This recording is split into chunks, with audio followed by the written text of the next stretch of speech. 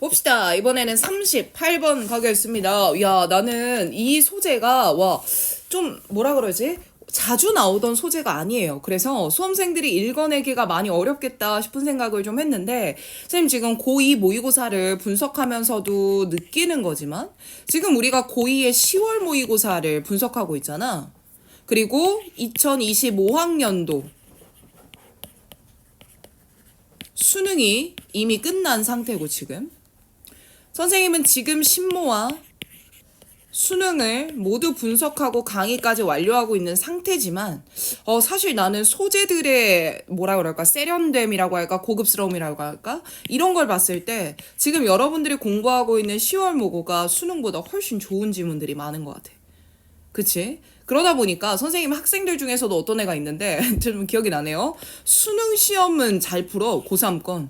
근데 이상하게 고2건만 풀리면 이 친구가 점수가 안 나와. 근데 갑자기 그 친구가 이해가 되는 그런 타이밍을 또 인사이트를 한번 얻었습니다. 어려운 지문들이 군데군데 있으니까 반복해서 보시고 안 되는 건 꼭꼭 질문하면서 선생님이랑 머릿속에 때려 넣는 구두 테스트 제대로 준비해 오도록 하겠습니다. 자, 갈게요. 38번은요, 주제가 문학과 행동의 관계입니다. 그러니까 쉽게 말하면, 문학 작품이 행동을 증진시키는가, 행동을 일으키지 않는가. 이것의 관계거든. 그에 대해 상반된 주장이 있답니다. 그럼 상반된 주장이 있다라고 하니까 이렇게 잡으면 되지 않겠어? 앞에서 주제 설명할 거고 주장 1번은 이런데 주장 2번은 이래. 두 가지 상반된다라고 말했기 때문에 벗이라는 역접으로 갖고 들어가는 거지. 됐어. 자, 그러면 일단 주제 문제에 나온 거 볼 텐데 선생님 생각에는 요 구간 빈칸 나오기 되게 좋아요. 밑에서 이미 얘는 이렇고라는 주장 두 가지가 나열되고 있고 나열되는 주장의 공통적 논지를 물어보는 빈칸 추론 문제. 수능의 빈출 스타일이기 때문에 요 구간을 한번 잡아놨으면 좋겠어. 자, 우리는요. 행위와 문학 작품의 관련성에 대한 상반된 주장을 마주한다. 자, 이 글에서 말하고자 하는 핵심 키워드 문학 작품과 행위의 연관성이다. 이제 이 얘기를 설명을 할 건데요. 말이 좀 생소하잖아. 문학 작품이 행동을 일으키는가? 문학 작품이 행동으로 이어질 수 있는가? 이제 이런 느낌인데 여러분들 우리 이거 읽기 전에 윤동주 선생님 한번 생각해 보면 좋을 것 같아. 일제강점기 대표적인 한거 시인이셨잖아. 근데 윤동주 선생님은 늘 그러셨대. 나는 너무 부끄럽다.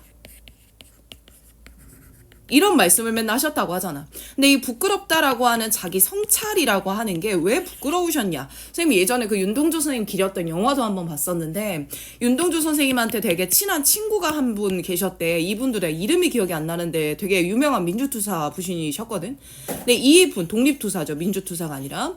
근데 이 친구분께서는 굉장히 활발하게 액션을 하셨던 분이야. 그래서 막 일제강점기 때 나가서 싸우기도 하고 일본의 나쁜 사람들 죽이기도 하고 그런 폭력 행동, 그러니까 폭력 운동으로 굉장히 적극적으로 독립운동을 하셨던 분인 거야.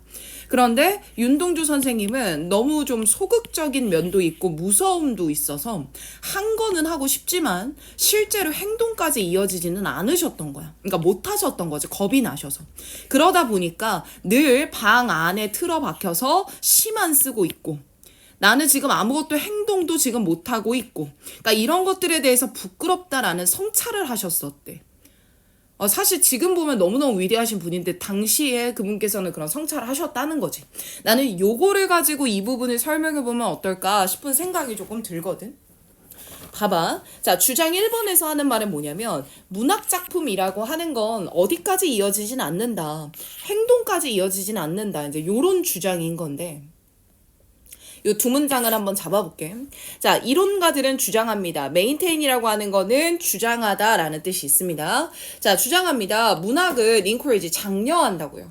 자, 문학은 무엇을 장려하는 거냐면 바로 세상에 관련되는, 세상에 참여하는 방법으로서 고독하게 읽어가는 것과 성찰이라고 하는 요소를 주장합니다. 이 말이야. 그러니까 문학작품은 세상에 무언가 네가 참여할 거라면 세상과 관계를 맺을 거라면 고독하게 혼자서 무언가를 읽는 거고 세상과 연결되는 방법이. 그리고 성찰을 하는 것이야. 근데 얘들아, 고독하게 혼자 읽으며 성찰을 한다라고 하는 건 혼자서 소극적으로 하는 것들이잖아. 이미지 자체가. 밖으로 나가거나 남들과 함께 하는 게 아니죠. 그러다 보니까 카운터는 원래 반대 방향을 말할 때 카운터잖아. 시계 반대 방향이 카운터 클럭와이즈잖아. 카운터는 반대야. 그래서 거스르다라고 동사의미를 잡을 건데 뭐에 거스르게 되는 거냐면요. 실제로 사회적 변화로 만들어지는 사회 정치적 활동.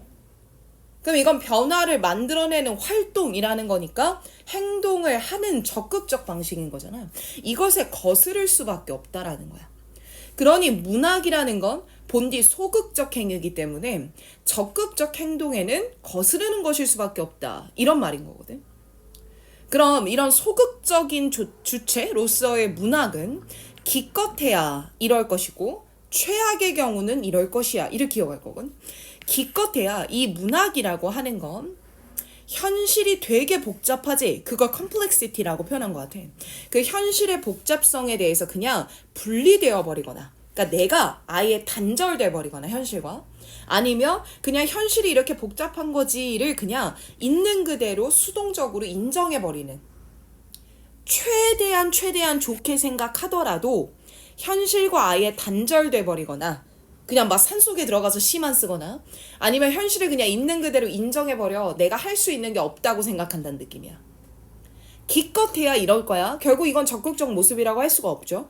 근데 이게 최악의 경우는 어떨 수 있냐면 수동성으로 이어질 수 있고 있는 그대로를 그냥 받아들여 버리는 것으로 이어질 수도 있는데 좀 더 볼게. 최악의 경우라고 하는 건 결국 스스로 판단하는 거 없이 그냥 남이 하는 대로 받아들이는 거지. 아주 소극적 모습이지. 그러면서 그냥 있는 그대로, 즉 남들이 잡아둔 대로 무비판적으로 수용한다 이 말이야. 즉 적극적으로 스스로 판단하는 거 없이 현실에 그냥 그대로 순응하는 완전 소극적인 게 최악의 경우일 거야. 이렇게 얘기하는 거죠. 괜찮아요? 쌤 요거 앞에 내용이나 뒤에 내용이나 똑같은 거 아닙니까? 어프리시에이션도 인정하는 거고 어셉턴스도 받아들이는 거니까 비슷한 거 아닙니까? 근데 이 본문에서는 최대한 좋아봤자 이렇게밖에 못하고 정말 나쁘게는 이렇게 하라고 두 개를 분설하고 있기 때문에 좀 나눠서 이해하는 게 필요하겠죠. 앞의 경우에는요. 현실은 너무 복잡하니까 난 그냥 속세에서 벗어날래. 근데 이제 그나마 뭔가 결정을 하는 거지 자신이. 하지만 적극적으로 세상에 나서는 모습은 아닌 거고 그리고 현실은 복잡한 거구나 라는 걸 스스로 인정한다 이 말이야. 앞에 거는 스스로. 그런데 최악의 경우에는 내 생각 하나도 없이 그냥 남들이 말하는 대로 그대로 따라가고 남들이 말하는 현상을 있는 그대로 그냥 받아들여 버리는 거야. 내 판단 없이. 그러니 이걸 최악이라고 표현한 거지. 결국 주장 첫 번째는 문학이라고 하는 건 소극적임으로 본 뒤 행동으로 이어질 수가 없는 거다. 이제 이런 말을 하는 거지. 괜찮니? 이렇게 혼자서 고독하게 책 쓰면서 성찰하는 이런 거 윤동주 선생님의 그 이미지를 조금 떠올려 보면 좋지 않을까 싶어. 물론 막 100% 맞진 않지만 자, but on the other hand, 하지만 반대로 이 문학작품이라고 하는 건 역사적으로 위험하게 여겨졌다 이랬는데 여러분들 앞의 주장에 따르면 문학작품은 무언가 행동으로 이어질 수가 없습니다. 그러니까 틀어박혀서 혼자 책이나 쓰고 혼자 성찰할 거예요. 그리고 이게 위험하다라고 하지는 못하겠죠. 오, 됐어? but 하지만 이와 반대로 문학작품은 역사적으로 위험하다 여겨져 왔는데 왜 일제강점기 때 윤동주 선생님의 작품들을 일본인들은 다 금지서적으로 지정했느냐 이런 것들이죠. 그 옛날에 막 민주투사 민주운동 민주화 운동 이런 거 하실 때도 보면 어떤 특정한 서적들을 금지서적으로 지정해놨단 말이야. 그럼 도대체 왜 서적들을 굳이 읽지 말라고 금지를 해놨는가? 위험하다고 여겼기 때문이겠지. 왜 위험했는가? 문학작품은 바로 사회적인 어떤 어레인지먼트 합의에 대해서 혹은 권위에 대해서 지금 우리의 대통령이 누구고 뭐 이런 것들이 권위겠죠. 그리고 사회적 합의 어떤 법이 정해져 있고 이런 것들에 대해 의문을 품게 하는 것을 조장해내는 역할을 했기 때문이구나. 그래서 위험할 수 있었구나. 좀 더 그에 대한 하나의 예시로 플라토가 있는데 플라토는 자신만의 이상적인 공화국의 모델을 설계했던 사람이야.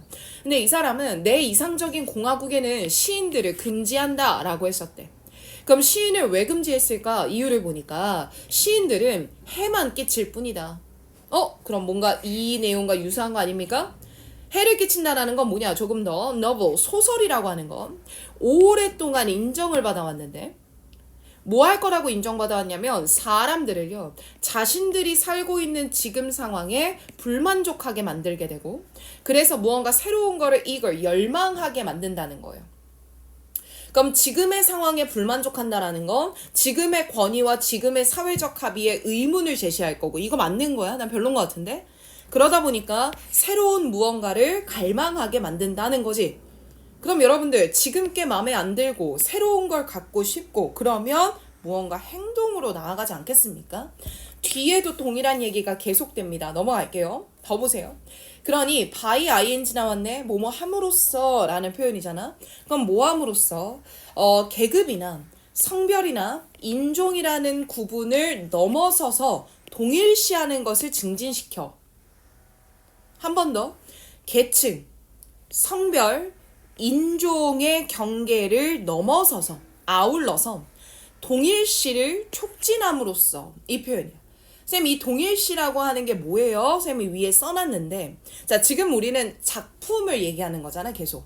그럼 여기 나오는 계급, 성별, 인종이라고 하는 건 문학 작품 속에 다루어지고 있는 계층, 성별, 인종일 것이야.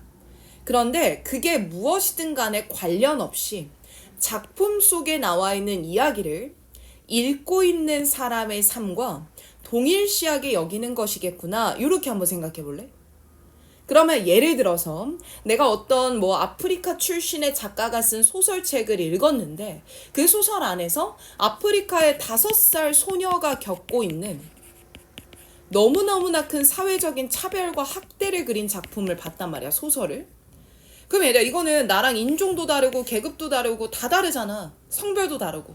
하지만 그 안에 그려지는 그 작품 속의 이야기가 마치 내 얘기처럼 동일시하게 되는 거야. 됐니?